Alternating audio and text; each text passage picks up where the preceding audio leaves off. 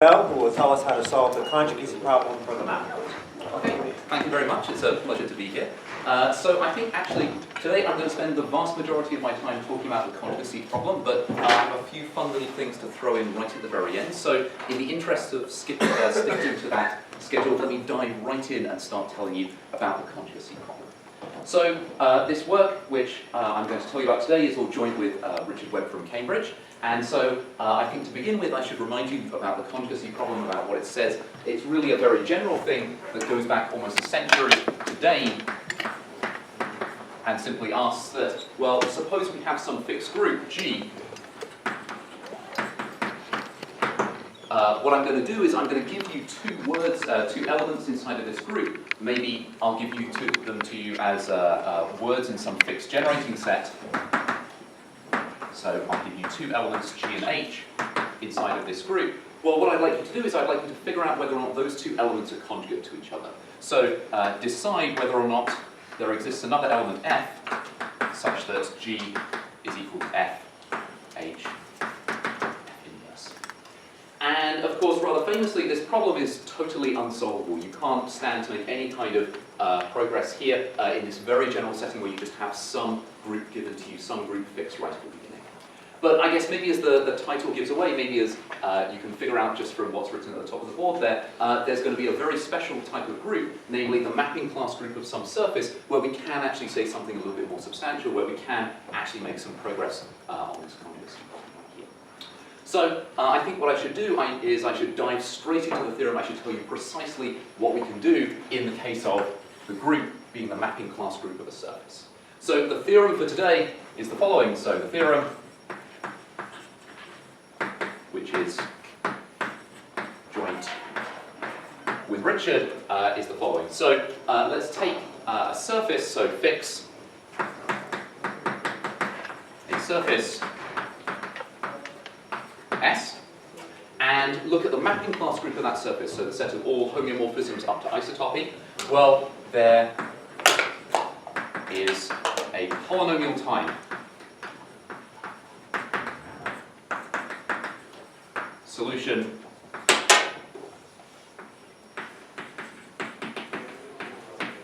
to the conjugacy problem for mod S. May I assume that S is compact, connected, and oriented? Yeah, I'm going to skip over all the adjectives that I should be saying. So I guess orientable, connected, finite type, all of those kinds of things are actually floating around that I'm going to assume. I'm just not going to bother to write those down here today. So not only can we actually solve the conjugacy problem for you, we actually have a solution that runs in polynomial time. So the amount of time this algorithm is going to take in order to actually solve the conjugacy problem, in order to figure out whether or not one of these conjugating elements, F, actually exists, is a polynomial function of the word length of this element G plus the word length of this element H over here. So really this is the new bit, this is the interesting bit, this is the exciting bit, the fact that not only can we solve this problem, we can also solve it quickly. So I don't have time to tell you about the rich history of the conjugacy problem, about all the progress that has been made here, but maybe just in the interest of focusing attention a little bit more here on the fact that this algorithm runs in polynomial time, and that's really the key bit that I want to get across today. I should of course remind you that it was Hennion back in the late 70s who proved that this was actually at least decidable. So that's my goal for today. I want to try and convince you of how you can solve the conjugacy problem in the mapping class group of a surface. And really, I guess just like any good theorem in this area, unfortunately what happens is you have to actually prove this theorem 3 times. So the proof is actually going to be broken into 3 bits. First of all, you have to prove it when these mapping classes are pseudo-Anosov. And then once you've written down the entirety of that proof, you basically have to throw away your work and start again. You have to prove it a second time when the mapping classes are periodic, so when these mapping classes are both finite order mapping classes.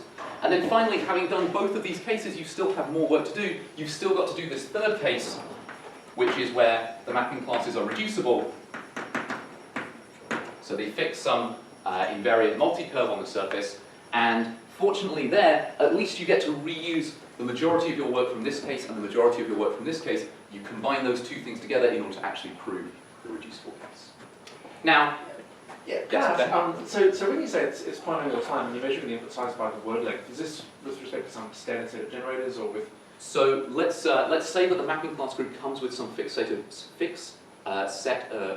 generating set. If you want to change the generating set, by all means, all that will do is it will change the word lengths by some linear factor, and as a result, polynomial time is still polynomial time.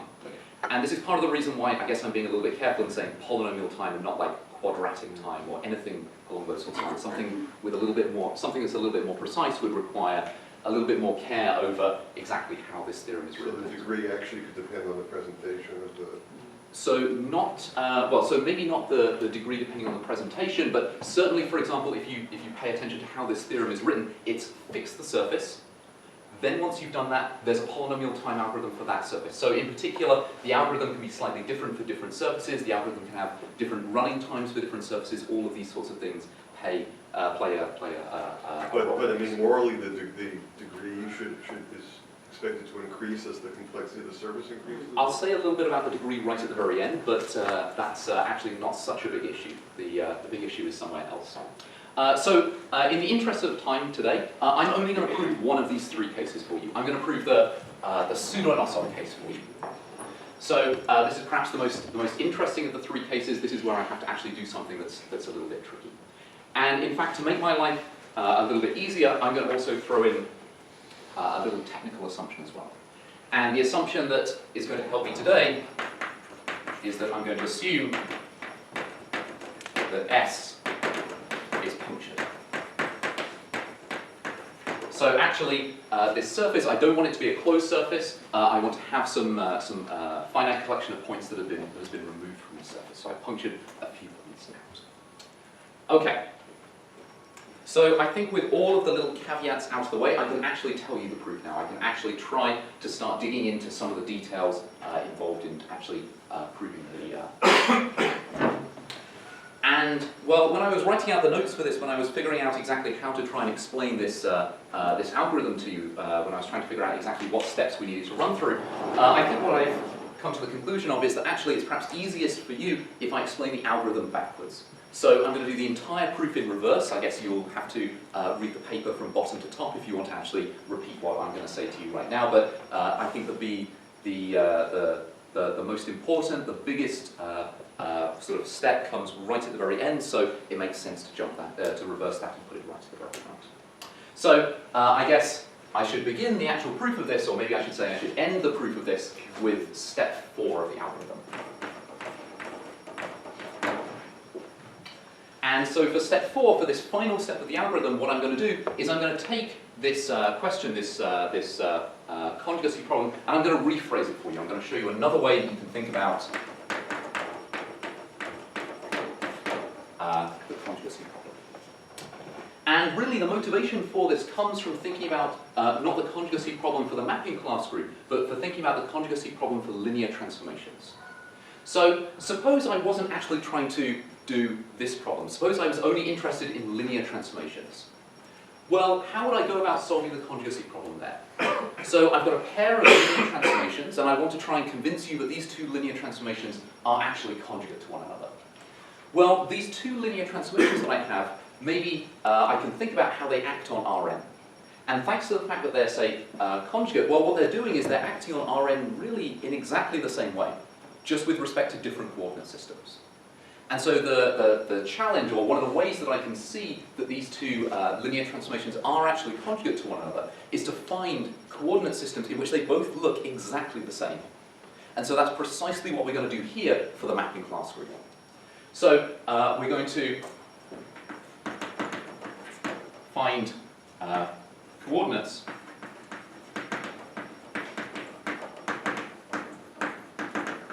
in which they look the same. So ordinarily, if I was doing this with linear transformations, I'd be looking for a basis. And in fact, that's exactly what I'm going to do right here. And for me, thanks to the fact that I'm working with a punctured surface, I'm going to be able to use these punctures to help me actually construct a basis. And the basis that I'm going to take is going to come from an ideal triangulation.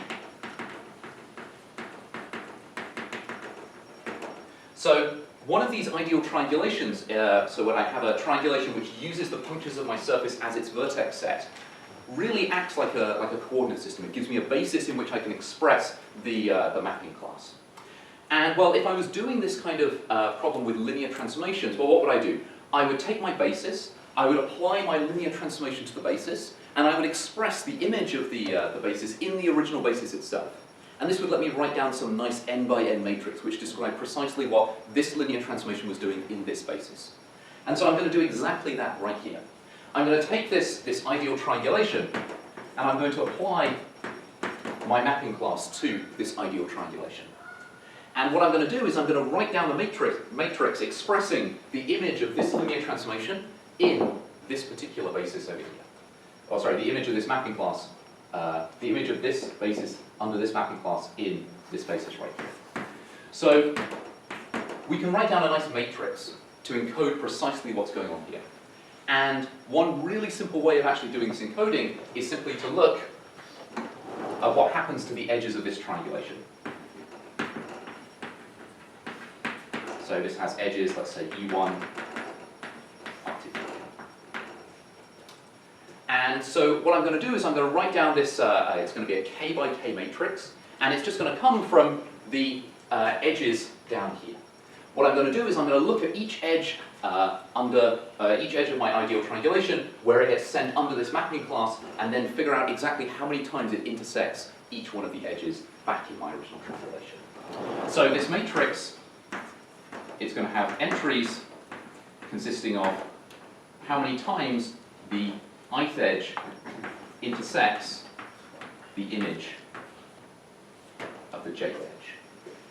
And you can check that this information totally encodes the mapping class that we've got sitting right here. So from the triangulation and from this matrix of intersections, you can completely recover the mapping class. It has lots and lots of wonderful properties, like being invariant under left multiplication by another mapping class group element and so on, just like how linear transformations do. What if they're all zero? So there's one kind of little technical detail which I don't really want to get too much into, which is exactly what I mean by intersection number. It turns out, yeah, there's a little edge case you have to deal with, which is when actually the image ends up being parallel to one of the edges that you already have. That would have intersection number 0 with everything, and I don't really want that. So there's some slight change to the definition that you can make, which says that actually if you have some parallel components, then you should write down a negative number as well, but that's not hugely important. So those are Dinocoff coordinates? These are Dinocoff coordinates, yes. Thank you. Okay. So if I was doing linear transformations, well, I could use these matrices very, very easily to say precisely when two mapping classes are conjugate. To say precisely when two linear transformations are conjugate. And, well, it turns out I can do exactly the same thing here using these matrices.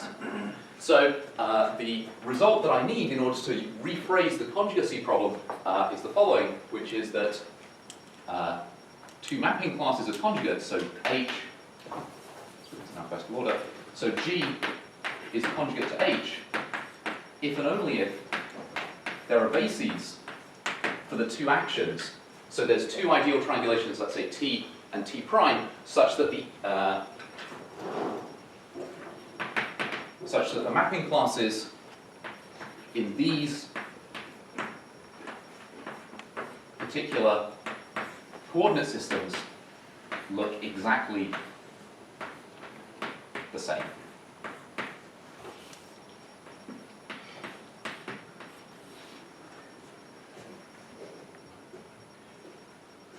Now, there's one little extra technical caveat which unfortunately I need, which is that I also need these two triangulations to be combinatorially isomorphic. So let me just not forget to actually write down that, of course, also T needs to be isomorphic to T prime. But so long as that's also true, this is a perfectly good way of thinking about the conjugacy problem. This is a perfectly good way of rephrasing the conjugacy problem. And this is how we're going to tackle it. So all I have to do in order to actually find out whether or not two mapping classes are conjugate to one another is to find out whether or not there are ideal triangulations which get mapped in exactly the same way under G and under H. So we get to move one step back in the algorithm, and I get to jump back to step 3. And so in step 3, I'm going to tell you precisely how to build these ideal triangulations. So, triangulations. Okay. So what I'd really like to do, what I'd really hope for is that actually I can build canonical triangulations for you. I can find precisely the right coordinate system, precisely canonical way of representing G and a precisely canonical way of representing H. It turns out that's a little bit tricky to do, and so instead what I'm going to do is I'm going to give myself just a little bit more wiggle room. I'm going to give myself just a little bit more freedom, and instead of building just a single triangulation, I'm going to build a little handful of triangulations. And that little handful will be canonical, it will have all the nice properties that we hope for, and as a result, well, okay, I've just got to check each pair in the collection for G and in the collection for H, whether or not any of those match up, and that will let me solve the conjugacy problem. So let me tell you how you can build triangulations. Let me tell you how you can actually go about getting these triangulations that we need. And the building blocks for these triangulations are going to come from curves that appear on the surface. So these triangulations, these are going to come from curves, let's say A and B, and the important property that these curves are going to have is that they fill up the surface. So between them, they cut the surface into disks and once-punctured disks. Here, let me draw you a picture and try and talk you through how you go about building a triangulation from one of these pairs of curves. So here, let's picture this. So here's the surface of genus 2, and I've got 1 point punctured out, so that's good. I'm meeting all of the assumptions that I'm supposed to have. And here, let me draw a pair of curves that fill this surface. So here, there's this curve A, which just runs around here like this, and there's this curve B. Unfortunately, it has to be a little bit more complicated. Yes. Something.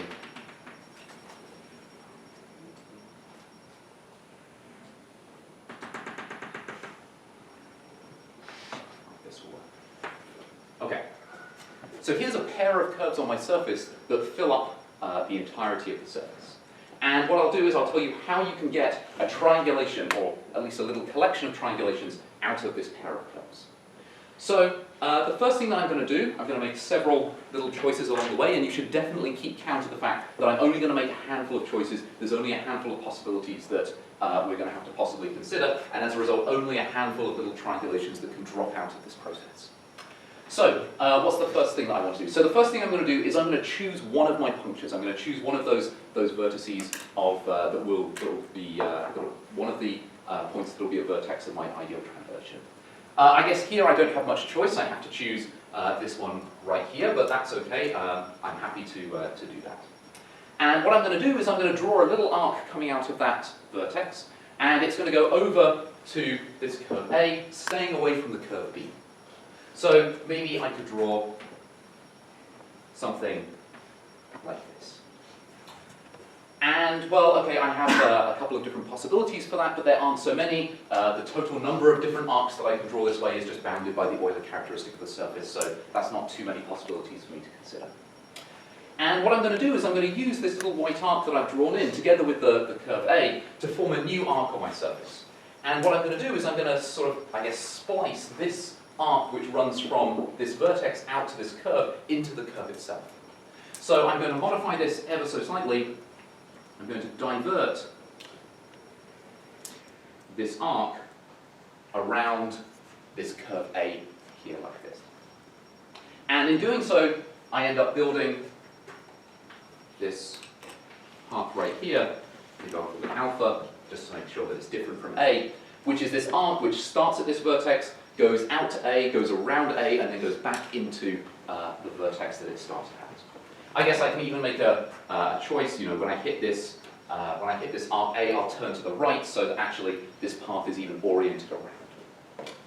Okay, so with this extra arc available to me, I can now actually draw the key step of this triangulation construction process for you.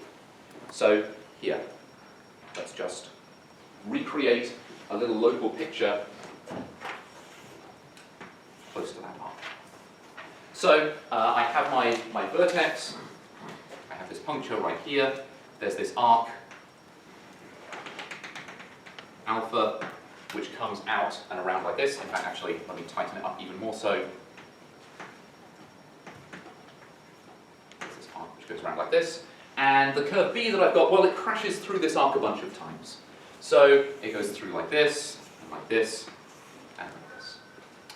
And the way I'm going to proceed, the way I'm going to actually get closer to something that looks like a triangulation, well, I don't really like the fact that I have this curve sitting right here. I'd much rather have arcs that come out of vertices. That's going to be much closer to a triangulation. So the effect, the way that I'm going to get to that is I'm going to form a new multi-arc on my surface simply by pushing B along alpha. So I'm going to put my finger right here, I'm going to drag it all the way around this loop alpha, coming all the way back to this puncture right here. And as I do so, I'm going to gather together all of these bits of B that I see crashing through this arc alpha. So as a result, what's going to happen is that each one of these curves, which previously came in like so, ends up winding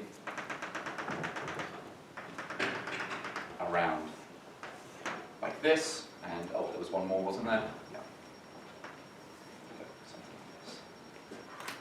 So here, I put my finger on this point right here, I've slid it all the way around, and as I've gone around, I've caught up every single one of these components of B, or these parts of B, that ran through this arc alpha. So, what's happened here? Well, maybe I should give a name to this thing, and in fact, actually, I think to make my life easier, I also want to throw in alpha as well. So let's make that green as well, and throw this into the mix down here. So this is going to be a new multi-arc, maybe we'll call it beta. So what are the properties that beta has? Well, thanks to the fact that I started off with a pair of curves that filled my surface, thanks to the fact that all of these complementary regions were disks or once punctured disks, well, beta has that property as well. So beta fills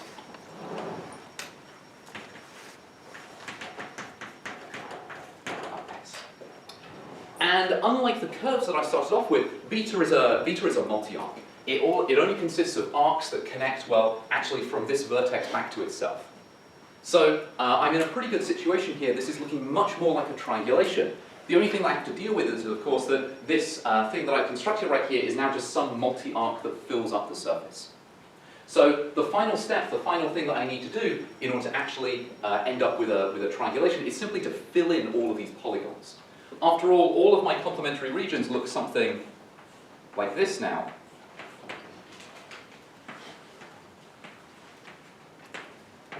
And as a result, what I'm going to do is I'm just going to put in diagonals any way that I like. I guess actually to be totally sure of hitting the right triangulations, I have to try all the different ways of fitting in all the different diagonals that I possibly can. I have to extend beta to a triangulation in all the different ways possible. But that's not so bad. There's only finitely many of those. In fact, the exact number of those, again, depends only on the Euler characteristic of the surface. So having built this multi-arc beta, let's extend. That suggests that the constants are exponential in S. The constants are exponential in S, yes. That's totally okay. Yeah. Just a little drop in sadness. Yes. Okay.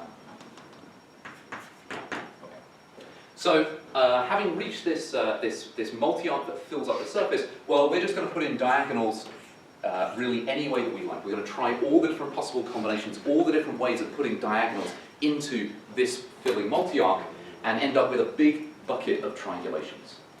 Okay.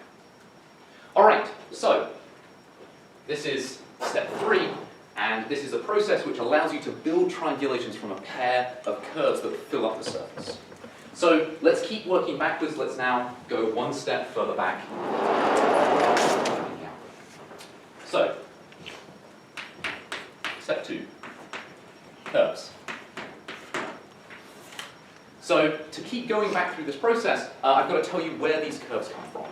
And in fact, it's a little tricky to keep track of where both of these curves come from. So this is going to be just one little very short remark just to help me deal with that, which is that actually what I'm going to do when I want to do this process, when I want to build these canonical triangulations, let's say for H, well, this curve B that I need in order to build these triangulations, well, this is just going to be H to the R.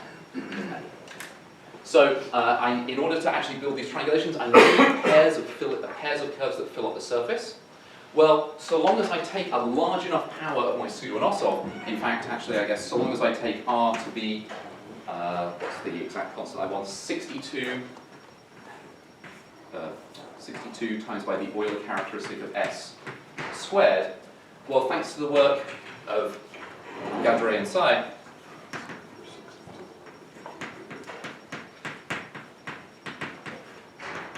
they guarantee for us that actually if you take this larger power of a pseudo-anosov, well, thanks to their calculations on the minimal asymptotic translation lengths of pseudo-anosov mapping classes, this particular power of H has translation length at least 3. And as a result, any curve that I put into this particular power of H here, well, it has to be moved distance at least 3 in the curve complex. And as a result, the output that I get over on this side, this curve B that drops out of this calculation, has to fill up the surface together with this original curve. So this is a nice little way of actually reducing down from having to find pairs of curves that fill up the surface in order to build these triangulations, down into just having to find a single curve that you can apply to this So you're trick. saying that the distance in the curve complex, that already tells you that they fill? That's Yes, if your distance is at least 3, then you fill, thanks to the fact that edges correspond to disjointness. So if your distance is small, then you have another curve somewhere else that's disjoint from both of them. Okay. Any other questions? Okay, so we're slowly working our way back. We've almost reached the first step of the algorithm. So the last thing I need to do, the last thing I have to tell you is where these curves come from. Because if I can get these curves, then I can get these pairs of curves. And if I can get these pairs of curves, then I can get these triangulations. And if I can get the triangulations, then I can actually tell you what the mapping classes look like in the correct bases. And it's that that's going to let me solve the conjugacy problem. So the final step, the very first step of the algorithm, step 1, is actually finding the correct curve.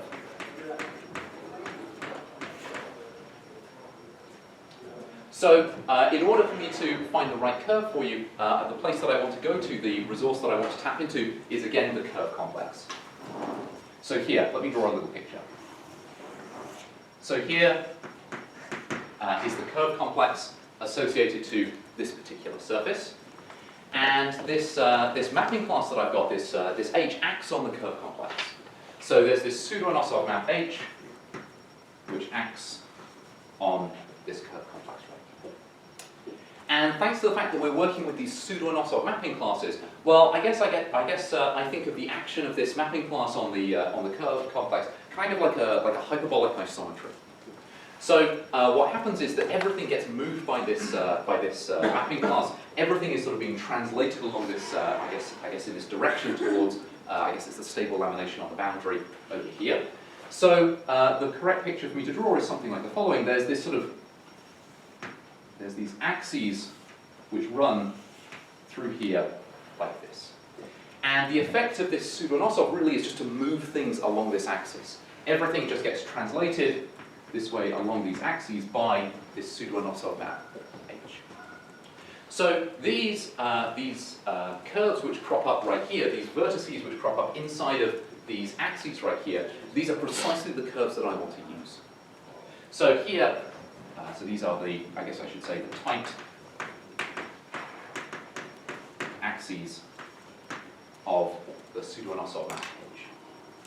So the place that I'm going to go looking for these curves, the place that I want to go hunting for these, is precisely inside of these axes. Now, of course, there's infinitely many curves inside of these axes, and so I can't use all of them. I can't hope to check to check every single one of these curves. But actually, what I can do is I can look just in a single fundamental domain of this translation. So I guess I can break these axes up into little fundamental domains like this, where this pseudo-Anosov map H now moves one fundamental domain on over to the next fundamental domain, like so. And it's here that I'm going to go in order to get the curves that I need to solve the conjugacy problem. So inside of this little fundamental domain right here, there's a bunch of curves, and these curves are going to be precisely the curves that I need in order to go through this process, in order to go through this machinery to build the triangulations that I need in order to figure out the conjugacy class of H. So these curves right here, these are precisely the curves that I need in order to actually go through this process. So I guess along the way I've made lots of choices. I've picked lots of different things, and so one of the things you should be very careful of, one of the things you should worry a lot about is how much these choices actually matter. And so I think maybe the thing that I should point out is, of course, that back here nothing really mattered too much. I guess when I was choosing these arcs and actually doing this surgery and then the pushing and then the extending to a triangulation, well, I had a little finite collection of choices. I had a little finite collection of possibilities for what arc I could go for. And as a result, I ended up with a little finite bucket of triangulations. And well, I could do a similar thing over here. I guess there's many different fundamental domains that I could pick, but actually it turns out that, that those don't really matter at all. Maybe the right thing for me to do is to say that actually is to say why this process should work, why this calculation should go through when two of these mapping classes are actually conjugate. So I've described for you a process of actually how you can build triangulations, how you can find representations of mapping classes. So the thing to really emphasize at this point is that actually this process does do the right thing when you have a pair of conjugate mapping classes. So suppose for a minute that actually we had a pair of conjugate mapping classes. Well, let me run through the process now in the correct direction. So to begin with, I find this fundamental domain for the action of H on the curve complex. Actually, how hard is it to find the axes at all? So to find the axes is very hard. To find a fundamental domain for the axes is not so terrible. All I need to do is get the curve sitting right here, which I can do thanks to the fact that thanks to the algorithms that Richard and I wrote down previously for finding geodesics in the curve complex. I need to be able to find geodesics from points roughly somewhere down here to points roughly somewhere up here. And all of those geodesics will cover this particular fundamental domain right here. So finding the this- previous stuff. Yeah, so the previous stuff matters. Yeah. So you find a superset of the fundamental. We actually find a superset. I'm going to, if you actually want to do this in practice, you're going to build far too much stuff. But let's not worry about doing too much work at this stage right now. So suppose I have this mapping class H, and let's say that this thing is actually conjugate to G. Well, why does this process actually work? Well, if this mapping class H really is conjugate to the mapping class G, well, G has its axes down here somewhere. Here's the axes for G. And so there's this conjugator F which takes the action up here down to the action down here. And as a result, what's going to happen if I work through this process? Well, initially, when I do this calculation with H, I'm going to be choosing curves up here in this fundamental domain. So I'm going to end up choosing one of these curves A from this fundamental domain up here. Well, when I go through this construction, I'll then have to build the curve B by applying a large power of h to it. Okay, so then I'll end up with curve B. And then when I do this push operation and extend to a triangulation, well, the curves that I'll end up with, so I built alpha, then I built beta, then I extended it to a triangulation. And then finally, in this triangulation, I write down the corresponding matrix, which comes from this triangulation, and h of this triangulation. Well, if I go through exactly the same process using G instead of using H, well, what's going to happen to these curves that I encounter along the way?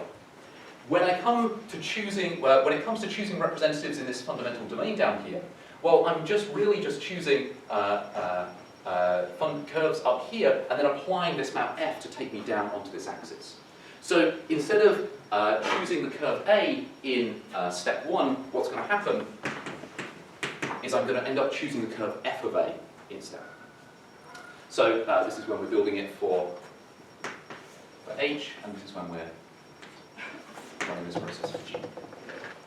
And now when I go through every single one of these steps, well, when I apply a large power of my mapping class to the curve that I've plucked out in the first step, well, because of this conjugacy relation, the curve that I end up with as my other pair, the other curve in my pair, is precisely the image of this curve over here. And so on down through all of these steps. So actually, instead of, when it comes to building this arc, I end up with f of alpha. When it comes to extending this thing, when it comes to pushing around this arc alpha and constructing this filling multi-arc beta, I'll end up with just the image of beta under this conjugator. And then finally, down here, when I extend this to a triangulation, I'll end up with f of this triangulation.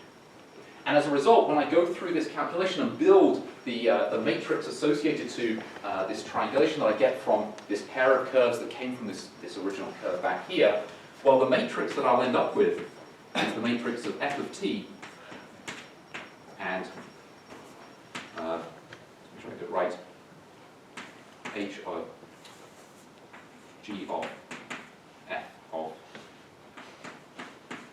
t.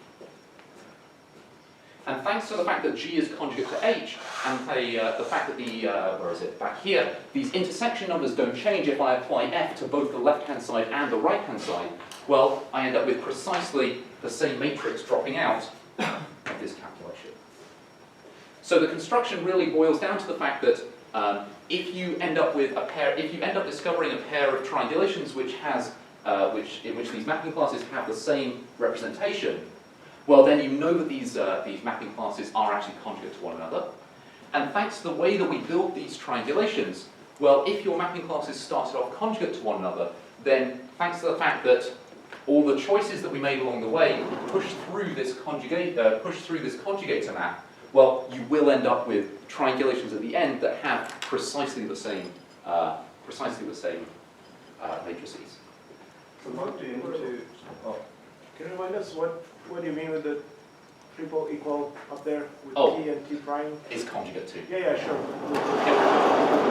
What do you, no, that one, t and t prime. T and t. Oh. So what does it mean again? So combinatorially isomorphic. So these triangulations are the same up to the action of the mapping class group. Yeah, so there was going to be my question, then do you have to now check all combinatorial isomorphism? Because you really assume F gives you a specific one and then the matrices are the same on the node. Yeah, so actually, if you look at the stuff that I've written down, I've been a little bit sloppy. The detail that I've hidden here is that actually, not only does the triangulation matter, actually the order that the edges come in matters. So when it comes to actually building this matrix, you have to actually pick an order that the edges come in. And if you get the wrong order, you're going to get the wrong matrix. It's like choosing the basis elements in a different order and seeing a different matrix for your linear transformation. So actually, I guess if you wanted to run this algorithm in full, if you wanted to actually do this calculation, maybe one step you want to throw in is try reordering all of the edges of your triangulation in all different possible ways. And you're going to end up building a few more triangulations, but it's still a finite collection of triangulations, so you can still do the comparison. Is there some triangulation where the two matrices are actually the same and the triangulations are combinatorial isomorphic? Okay. Is there any hope to get something simpler out of these, like a polynomial or something like that, that you can compare, or something simpler to compare So, that doesn't depend on order and stuff? so don't forget, you can so when you're doing this relabeling, when you're thinking about all these different ways of ordering the edges of the triangulation, you can certainly look at any invariant, any property of the matrix which is invariant under conjugation by a permutation matrix. So any property that you can think of, like I guess characteristic polynomial or anything along those sorts of lines, will actually work at that point and will give you a conjugacy invariant. So it won't necessarily be a total conjugacy invariant. You won't necessarily be able to use it to actually solve the conjugacy problem. But it could certainly help you eliminate some cases. It could certainly help give you a simpler tool that maybe you could use as an initial pass, just to say that there's no way that these two mapping classes could be conjugate to one another. So this is essentially the entirety of the algorithm. This is every step that you need in order to actually be able to decide whether or not two mapping classes are conjugate to one another. I guess maybe just to run through once now in the right order. So it's find all of the curves in a fundamental domain for the tight axes, apply a sufficiently high power of the mapping class to those curves to form a pair of filling curves, push one of the curves around the other in order to actually form a filling multi-arc and extend it to a triangulation, and look at all of the triangulations that you get that way and see how the mapping classes themselves act in those particular bases. And if two of them act the same way, then they are conjugate, and if two of them do, and if none of them act in exactly the same way, then they are not conjugate. Yeah. Is A a multi-curve or? So actually, yeah, okay. So I guess I want to take the individual curves themselves. So if you end up with a multi-curve, pull out all of the individual components one at a time, and work your way through. Okay. You find finitely many in the fundamental domain? Yes, there's only finitely many in this fundamental domain for the tight axes. Yes. Aren't the points in the curve complex simple closed curves? So the points in the curve complex are simple closed curves, but I guess there's some issue about this word tight. When you talk about tight geodesics, normally you need like higher dimensional simplices, and so maybe you're worried about actually whether or not I want the multi-curves that make up the tight axes. But no, I want you to go and pluck out the individual curves. Yeah. Something else? So why isn't A too complicated? Why isn't A too complicated? I guess that's justified everything else. well. Based on previous work. Yeah, I guess I'm going to outsource that to previous work. So previously, Richard and I wrote down some algorithms that, for example, found geodesics in the curve complex. So you can go through and you can check that actually those only produce finitely many curves and things like that when you're interested in the tight geodesics that go between 2 points. So this will answer a yes or no to the conjugacy problem. Does it give you any intuition about what F is looking like? So actually, this process, when you go through here, it will actually build the conjugator for you. Oh, okay. Because after all, what's going to happen? What's going to drop out in the end? So let's suppose you run this algorithm and it turns out the answer is yes, this thing is conjugate. These two mapping classes are conjugate. So how did you know that? Well, it's because of the fact you found a pair of triangulations which are combinatorially isomorphic and in which both of the mapping classes look exactly the same. Well, the conjugator that you need is just the mapping class that sends this triangulation to that triangulation. And that's precisely what this process is building for you. So not only do you actually solve the conjugacy problem, you get the conjugator out. Now, I guess maybe I should point out the caveat which is sitting in my notes, which is that actually that might not be the format that you like. You might not be really appreciative of being told that the conjugator is the mapping class that sends this ideal triangulation to that ideal triangulation. If you would prefer something more along the lines of like this element of the mapping class group, this word in this generating set, well, you can try and convert from one to the other. There's some conversion process, but you'll pay some price for doing that. There's a cost associated to doing that, and that's a little bit tricky. Okay. So I think I'm more or less on schedule, which means that I have plenty of time left over to say some other things, which are sort of, I guess, circling back to the work that goes before this. So let me switch over to computer now, because after all, this is a conference about computation. So, as Echo quite rightly pointed out, this is a fairly involved process. You have to work through many stages, and in particular, you need all of the things that Richard and I have worked on previously actually goes on. So one of the things that you need to be able to do, I guess this last step, which I don't really have any time to really talk about, is you need to actually be able to find all of these axes. You need to be able to find the invariant axes for one of these pseudo-isomorphs.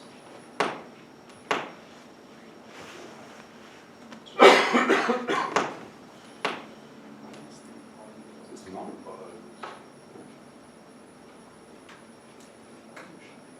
Let's just make sure I get this thing connected first. I think it's just warming up. Yeah. Am I just being patient? Okay, I'll carry on talking.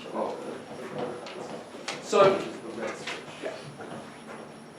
So in order to actually go through this process, one of the things you need is really you need all of Rich and I's previous tools. You need this ability to like compute geodesics in the curve complex, to compute asymptotic translation lengths and so on. I guess actually maybe one of the steps that we kind of skimmed over right in the beginning is you need to know which one of those three cases you're actually dealing with. You need to know, are you trying to solve the conjugacy problem for pseudo-isoms or periodics or reducibles? You better actually sit down and figure out which Nielsen-Thurston type you're dealing with before you start any of this process. And so I guess really the last sort of bit of this for this bit of this talk, I want to circle back to these polynomial-time algorithms for the curve graph that Richard and I worked on previously. And really, I guess the moral of this story, or the correct way to actually begin talking about this work, really is sort of, I guess, with an apology, most of which is directed towards Richard, actually.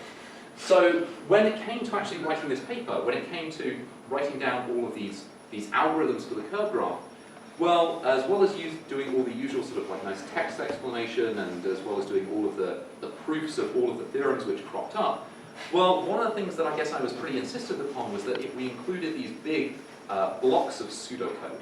So here's a nice example of one. So here's an algorithm for computing type paths in the curve complex of some particular length. And so we included all these big blocks of pseudocode really, I guess, to just try and help people actually parse what was going on in the paper, to actually figure out what was happening right here.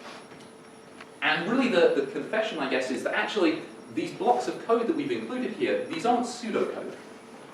These are Python code. So there's, I should make it bigger so you can actually read it. So the blocks of code that appeared inside of this paper of ours, well, these are actually blocks of Python code. And so as a result, this paper that we worked on, where we sat down and we computed, we figured out how you could compute geodesics in the curve complex, and so asymptotic translation lengths of mapping classes on the curve complex. Well, this code itself is actually runnable. So it actually gives me, I guess, great pleasure to tell you about a new project, something fun that you can go away and have a look at right now. And this new project, I guess, is called Curver, just to match all the traditions of naming everything with the letter R on the end. And this is a program that actually is written in Python and performs calculations in the curve complex. So this is a Python implementation of our algorithms for actually computing geodesics in the curve complex, for solving the Nielsen-Thurston classification, for doing all kinds of fun things that you might be interested in. So here, let me just scroll down ever so slightly. So hopefully, thanks to the fact that it's available on PyPI, it's very simple to install and get up and running. And if you've used any sort of similar bits of software, like for example Flipper, it's based on a very sort of similar framework. I should point out, however, that Curver, unlike Flipper, has lots of benefits to it. It has lots of extra features. Maybe some of the ones that people will be particularly interested in. What is the string? The string? I'll install Curver ---- user space. Do you want to do it now? Well, of course. Oh, upgrade. Yes. There you go. Thank you. Yeah. Good? Okay. Yeah.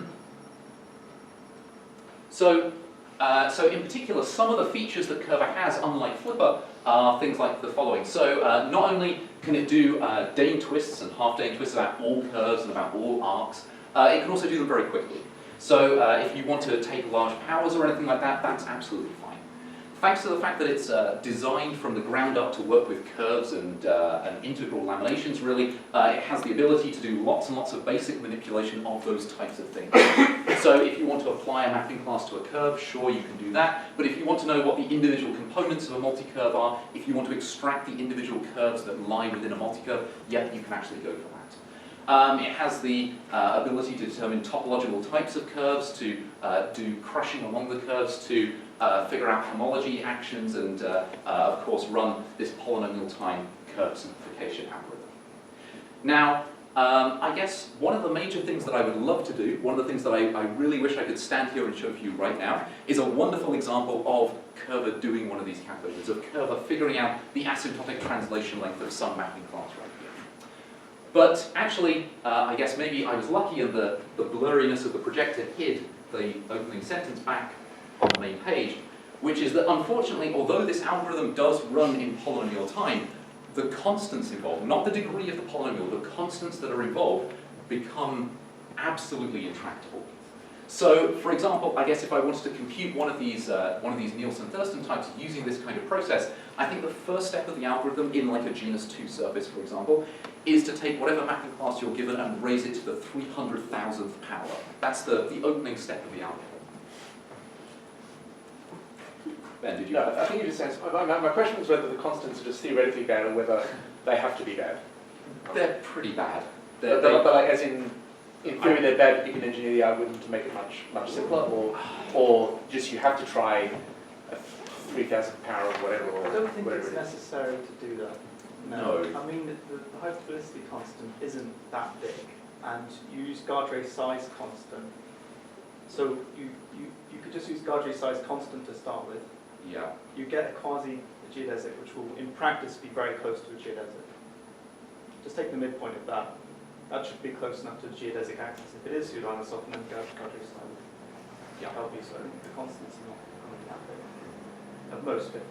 The constants are big if you want to run the rigorous algorithm. But if you want the heuristic that almost certainly works, that almost certainly distinguishes between the pseudo-anisotropy and reducible cases, then yeah, the constants will be much better than that. But I guess maybe as is written somewhere in the development notes for this, the principle of Curva, I think actually inspired by you, Ben, is let's go correct and then readable and then fast. So the aim of actually getting this thing runnable in like the lifetime of the universe is maybe not the primary goal of this. Okay, so this is Hold on. So there's a question there, which is, if you can't run it, how do you know it's correct? So I can run bits of it. I can run individual things, like I can check, it finds geodesics between here and there correctly. I just can't do the big test. So is it Knut who said that don't trust my code, I've only proven it correct, I haven't actually tested it? Yeah. Or something like that. Something like that. So unfortunately, I can't show you a lovely demo of Curva figuring out the asymptotic translation length of some mapping class. It's, I guess, I would get bored, you would get bored, we would waste significantly more than the hour assigned to this talk. So I thought I'd show you something different in the last 5 minutes, a different type of calculation that you can do, essentially thanks to the fact that this tool exists. And that's to do with calculations. So here's a different question that you can ask, or a different experiment that you might like to run. So here, for example, I've got a triangulation of a 6 times punctured sphere.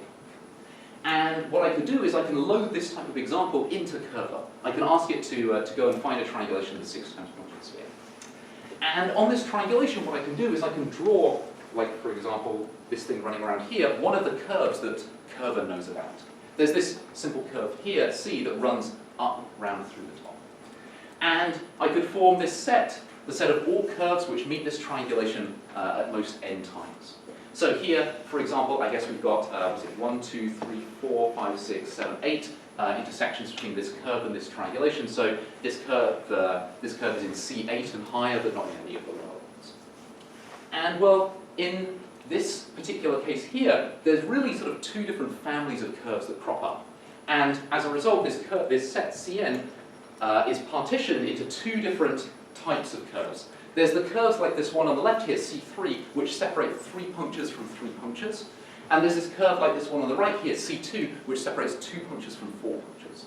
And as a result, you can take this set, Cn, and split it apart into the set of curves that separate 3 from 3 and the set of curves that separate 2 from 4.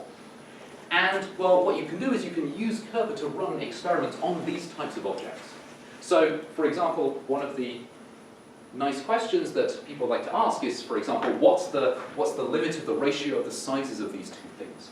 How does the probability that a curve that I pick from Cn, what's the probability that a curve that I pick from Cn when n is fairly large, what's the probability it lies in C3n, or the probability that it lies in C2n? And so, I guess the motivation behind one of these sorts of questions really comes from previous work by Miriam Mirzakhani, who was interested in the growth of the number of simple closed geodesics on hyperbolic surfaces. And here, she wasn't looking at exactly this problem, she was looking at something very similar. Here she was grouping curves together by their hyperbolic length, not by the number of times they intersect a triangulation, but it's a very similar sort of calculation. So she, in all of her wonderful greatness, did this calculation and actually figured out a precise formula for the different percentages. The ratio of curves that appear of type 3,3 versus the curves that appear of type 2,4. And there's this beautiful closed little formula to actually tell you precisely what this ratio should be.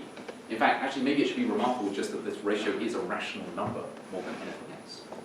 And so what you can do is you can run Kerber, you can use Kerber to perform experiments along these sorts of lines. You can figure out, you can ask Kerber to draw thousands and thousands of curves uniformly at random from this large set Cn. Maybe we pick like C100 or something like this.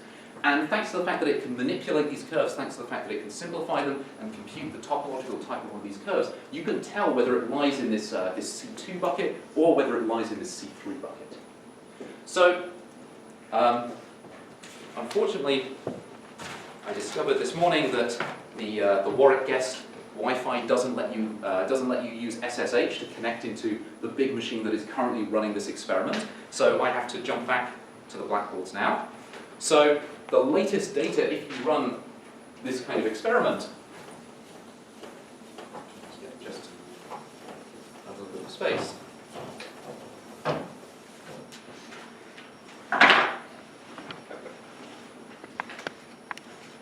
So if you go through Miriam's calculation, if you find exactly what this ratio should be, you can figure out estimates, or you can make predictions for how many curves you should see of each particular type when you draw a large sample out from this set, say, C100. So let's say that you draw 10,000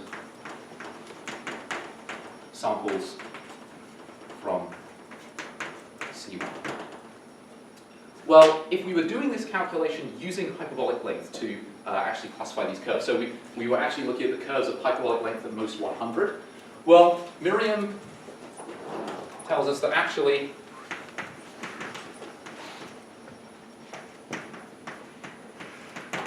there's the curves in the family C2, and there's the curves in the family C3, and thanks to this ratio that she's calculated, you should get 4,286 of type C2 and 5,714 of type C3. And, well, this isn't exactly the same experiment. This is using a different idea, a different way of classifying these curves by their number of intersections with this ideal triangulation, not with respect to hyperbolic length. But I guess this ideal triangulation that we're working with, this is very much like running this kind of computation, running this type of calculation in a singular Euclidean structure. After all, I guess I can think of each one of these little triangles as being a Euclidean triangle.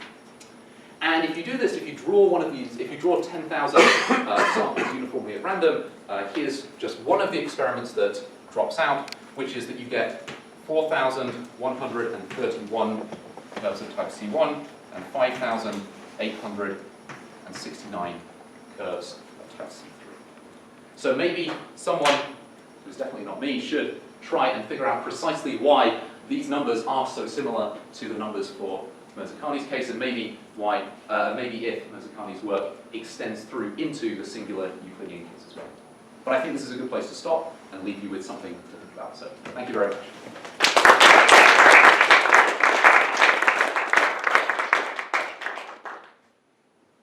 Any questions for Mark? Can you say a few words on how you construct this canonical fundamental domain? Right. So, so actually, to run this algorithm, okay, let's just make sure that we're okay with one thing first of all. All that matters is that I build a set that contains the canonical fundamental domain. It doesn't matter if there are extra curves in there. That's totally fine. Okay. So here's how I would go about actually doing this, or here's how Richard and I say that you should go to find these domains. So what I would really like is I'd like a point, I'd like a curve in the curve complex that's really close to the axis. And one of the ways that you can do that is you could just pick any curve that you like, anything at all, here's some curve C, and apply a large power of h. So if you apply a large power of h, well, it's going to move something like this. Here's something like this. 100 is way too small for this example, but let me just write that at the same time. And what you should do is you should construct the geodesic that goes from C all the way over to h of C. And thanks to the hyperbolicity of the curve complex, effectively what happens is that the geodesic goes like this. And as a result, if you take the midpoint of this geodesic, this is a curve that's really, really close to the axis. It has to be like within like 2 delta of the axis of the pseudonorth of h. And so if you repeat this process with m, and again this large power now at the midpoint, so there's h to the 100 of m, and you build all of the tight geodesics that go from one to the other, this ends up encompassing one of these fundamental domains, if you take 100 to be a large enough number. Okay. Are there other questions? Out of curiosity, in the Mirzakhani case, what's the ratio? I mean, is there simple? I mean, Oh, yeah, sorry. So I guess I should save you actually simplifying this fraction or something like this. So there's one little, I guess, technical... I could do it, probably, yeah. But did you do it right? Yeah. So there's one little technical thing to point out, which is, as was pointed out to me by Vincent and Anton Zurich, which is that in Mirzakhani's work, she is keeping track of which puncture is which. Whereas this calculation that you run using Curva, it doesn't care which puncture is which, so there's a symmetry group that kicks in. So actually the ratio that you should be expecting here is 3 to 4. So this ratio here is 3 to 4. Or if you like, this thing is 3/7 of 10,000.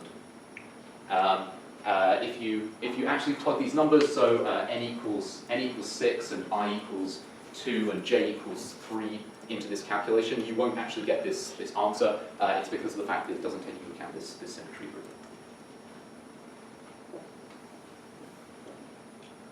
Well, let's thank Mark again.